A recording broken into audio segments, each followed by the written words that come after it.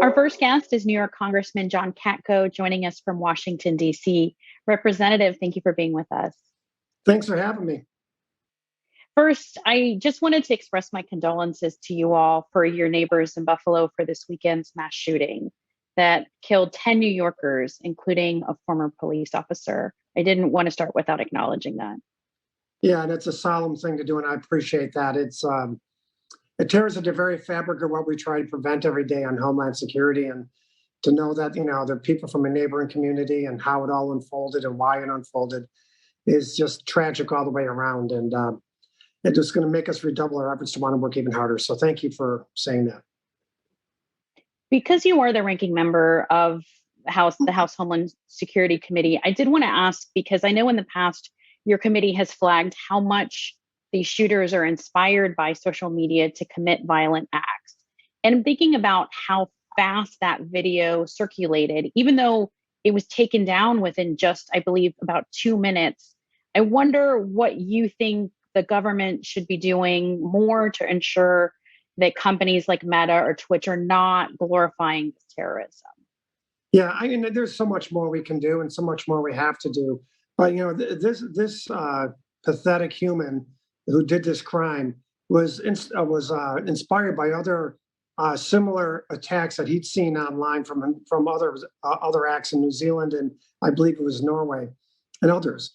And we've got to get more sophisticated algorithms and more sophisticated vehicles and technology to prevent these individuals from spreading this filth online, especially when the event's going on. I mean, to wear a camera and live stream killing people is something that we've got to do everything we can, use every technology at our disposal to try and prevent. And we're going to endeavor to do that going forward.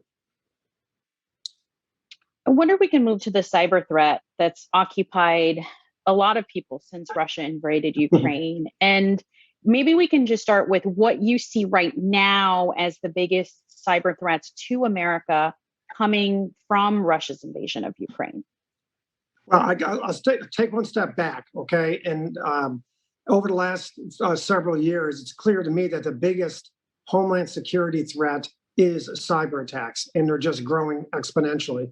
They were growing exponentially before Russia invaded Ukraine, and it's clear that Russia used their cyber attack capabilities to try and make their incursion into invasion of Ukraine, more successful.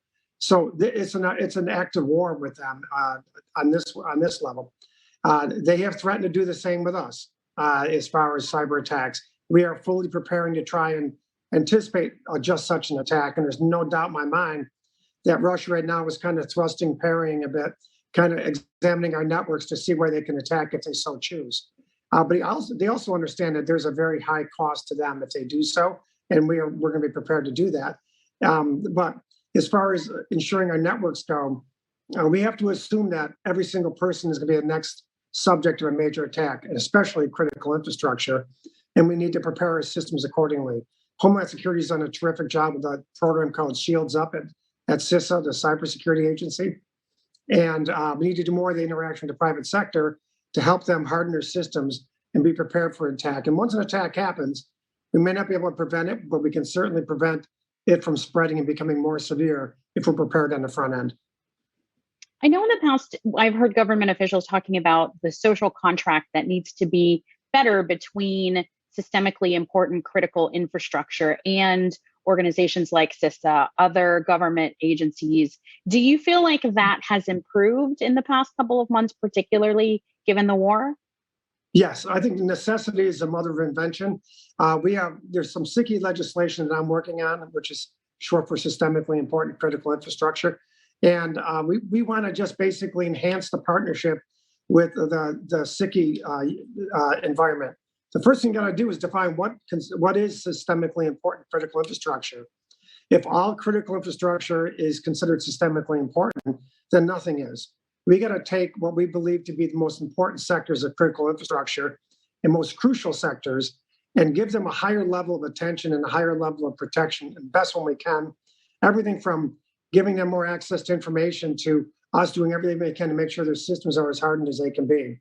And I definitely see an uptick in our the public-private sector interrelationship is growing, it's germinating, and it's the trust level is being built up.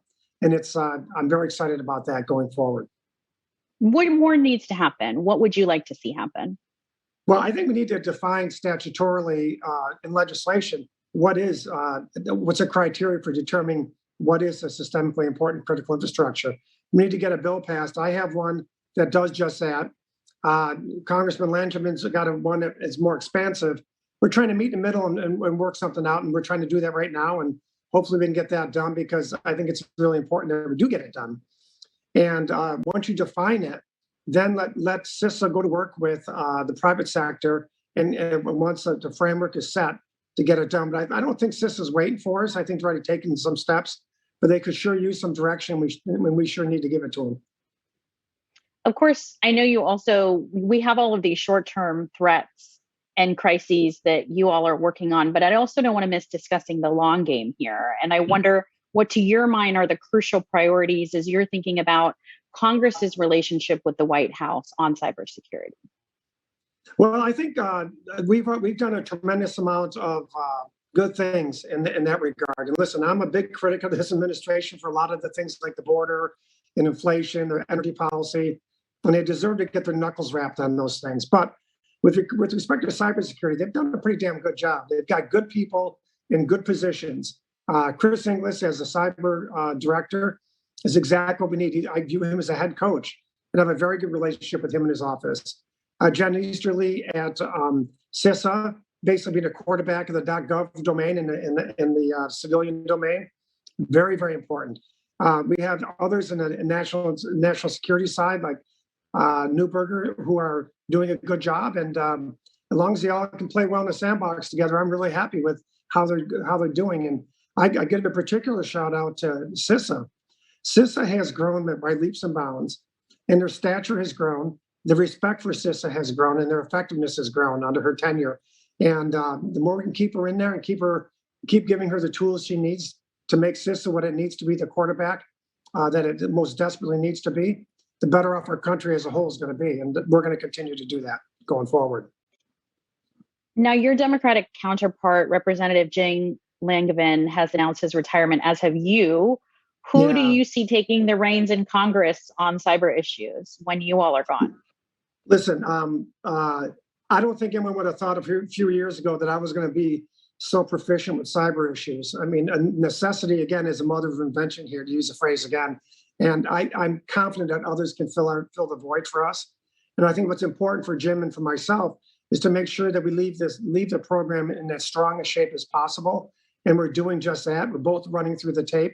We're not like blowing off this work. We're working very hard. We'll be working very hard well into November and probably December on cyber issues. And I think whoever comes in after us is simply going to have to pick up the mantle and continue to run with it. And I'm quite certain, based on the infrastructure that we're going to leave them, that they'll be okay. What advice do you have for who takes your place? Take it serious, because the threats to this country are extraordinarily serious in the cyber realm. And you have to understand that if you're given the responsibility to oversee this cybersecurity topic within Homeland Security, you darn well better take it serious, and you darn well better make it your highest priority. And I think they will. And now you all have really laid the groundwork in a lot of ways. And at this point, I don't know if you would agree that you're sort of in a phase of implementation. Given that, what do you see as the biggest challenges for this next phase of ensuring that we have appropriate cybersecurity in this country? Well, I think continuing to fund CISA, continuing to recognize the threat that cybersecurity is, continuing to encourage all aspects of the cyber world to work well together, be it the DNI, be it the cyber director, be it CISA, and all the agencies within them, encouraging the CISOs at all the agencies and in the private sector to understand the gravity of the threat here, and just keep the ball rolling in the right direction. I really do think we have the ball rolling in the right direction. And I think just keep providing the ability to give the momentum, give it more momentum. You can do that by getting the hell out of the way once you get the things done you need to do, like the funding issues and the statutory things they need done. Like, for example, I do think we need to have a 5-year term for the cyber director at CISA, Jen Easterly, because she needs to be able to know she can settle into the job for the long term. We did that with the TSA director, and it's really helped turn TSA around. And we need to do the same thing with CISA. But I think really just encouraging the momentum to continue. And I'm going to stay involved in cyber issues well after my time is done in Congress, because I really believe this being the biggest threat that it is, we have to do that. Congressman John Katko, thank you for your time. Thanks so much. I appreciate it.